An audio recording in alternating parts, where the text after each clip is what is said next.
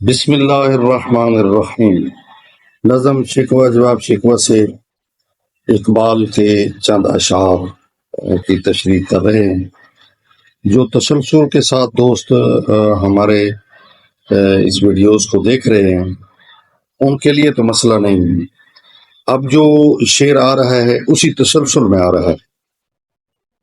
فرماتے ہیں زندہ رکھتی ہے زمانے کو حرارت تیری، کیونکہ مسلمان کی عظمت بیان کر رہے تھے تو اب بھی وہی مسلمان کی عظمت بیان کرتے ہوئے فرماتے ہیں زندہ رکھتی ہے زمانے کو حرارت تیری۔ حرارت مین یہاں دلوں کو جذبہ فراہم کرنے والی قوت، وہ ہے ایمان، نور توحید۔ ٹھیک ہے نا؟ ایمان جو ہے دلوں کو منور کرتا ہے، دلوں کو روشن کرتا ہے اور دلوں کو ایک ایمانی قوت عطا کرتا ہے جس کے بل بوتے پر وہ عمل کرتے ہیں، اچھے اچھے اعمال انجام دیتے ہیں۔ اصل میں وہ ایک اسی ایمانی قوت کا نتیجہ ہوتا ہے۔ جو بندہ اٹھ کے وضو کر رہا ہے وہ اصل میں اندر کی جو ایمانی قوت ہے وہ اس کو صبح صبح اٹھا رہی ہے، ورنہ نہ تو کوئی پولیس ہے، نہ تو کوئی فوج ہے، نہ کوئی اس پر زبردستی ہے۔ اس کو جو چیز اٹھا رہی ہے وہ کیا ہے؟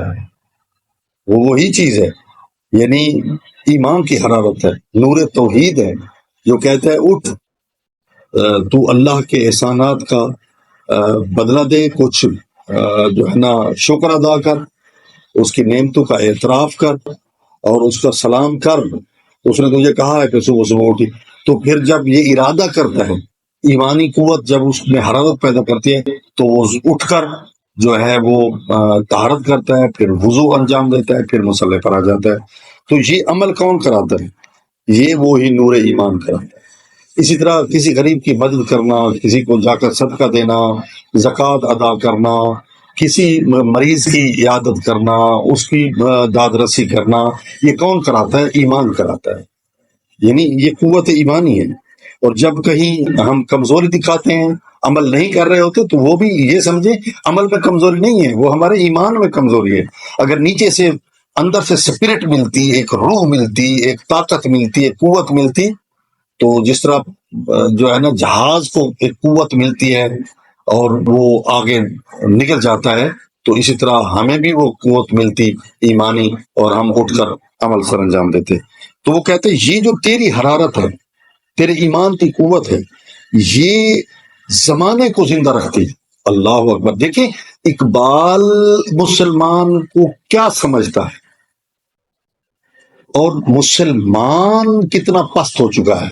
اب یہ دو باتوں، دو لفظوں میں اس کو آپ سمجھ لیں، ٹھیک ہے؟ کہ وہ کہتا ہے تو زمانے کو بیدار کر، زمانے کو ایک جذبہ فراہم کر، ایک ولولہ فراہم کر، یعنی تجھ میں اتنی قوت ہے، اتنی طاقت ہے کہ تم زمانے کو حرارت دے۔ کوکب قسمت امکان ہے خلافت تیری، یعنی تیری خلافت ہے جو دنیا کا کے لیے ایک مقدر کا ستارہ ہے۔ یہ ہو چکا ہے شعر۔ تو اب جو شعر ہے وہ ہے وقت فرصت ہے کہاں کام ابھی باقی ہے۔ شاعر کہتا ہے کہ تو فارغ تو نہیں ہے، تو ابھی مصروف ہے، ابھی تیرا بڑا کام باقی ہے، ابھی تیرا قافلہ کتنا چلنا ہے، ابھی تو نے کتنے لوگوں کو دائرہ اسلام میں لے آنا ہے۔ کہتے ہیں نور توحید کا اتمام ابھی باقی ہے۔ وقت فرصت ہے کہاں کام ابھی باقی ہے، نور توحید کا اتمام ابھی باقی ہے۔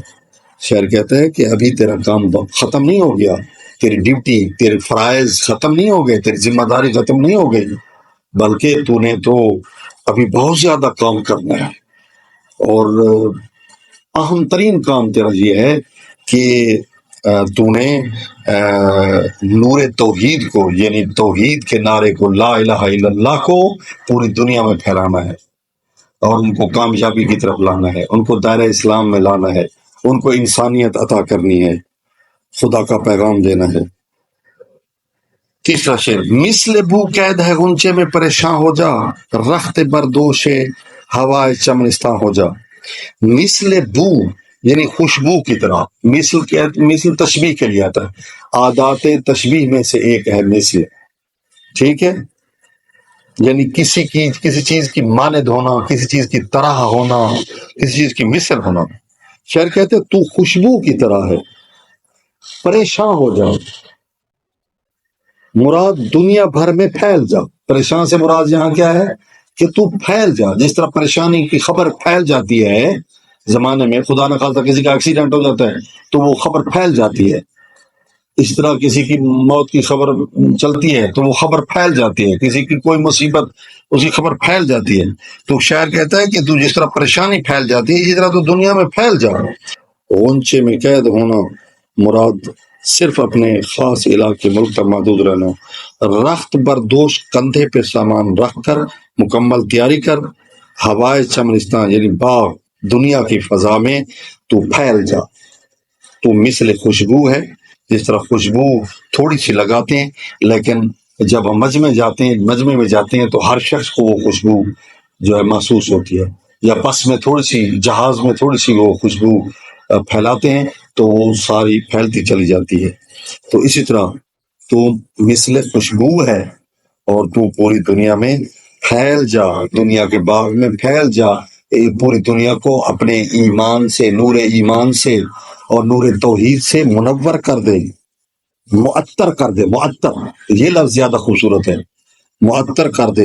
یہ نہیں ہے کہ تو کسی علاقے کے لیے محدود. جب تیرا نبی کسی علاقے کے لیے محدود نہیں ہے، تجھے جو کتاب ملی ہے قرآن مجید، فرقان حمید، وہ کسی علاقے کے لیے محدود نہیں ہے، بلکہ جس مقام تک اللہ کی حکومت ہے، اللہ کی ریاست ہے، زمین و آسمان ہے، اس بندے تک قرآن حاکم ہے، رسول حاکم ہے، رحمت للعالمین ہے. تو اسی طرح تیرا پیغام بھی اسی طرح آفاقی ہے. یہ نہیں تو کسی علاقے کے لیے نہیں ہے، تو محدود نہیں ہے، تو محدود امت نہیں ہے. محدود امت تو عیسیٰ علیہ السلام کی تھی، محدود امت تو موسیٰ علیہ السلام کی تھی. تیرے نبی کی امت محدود نہیں ہے. نہ تیرا نبی محدود، نہ تیری کتاب محدود، نہ تو محدود ہے. تو دعا ہے کہ اللہ تعالی ہم سب کو کلام اقبال کو سمجھنے اور اس پر عمل کی توفیق نصیب فرمائے، اور ہمیں جس طرح اقبال کی نگاہ میں جس طرح مسلمان کا مقام ہے، مسلمان کو بھی اپنے مقام کو سمجھنے کی خدا توفیق نصیب فرمائے. والسلام علیکم ورحمۃ اللہ.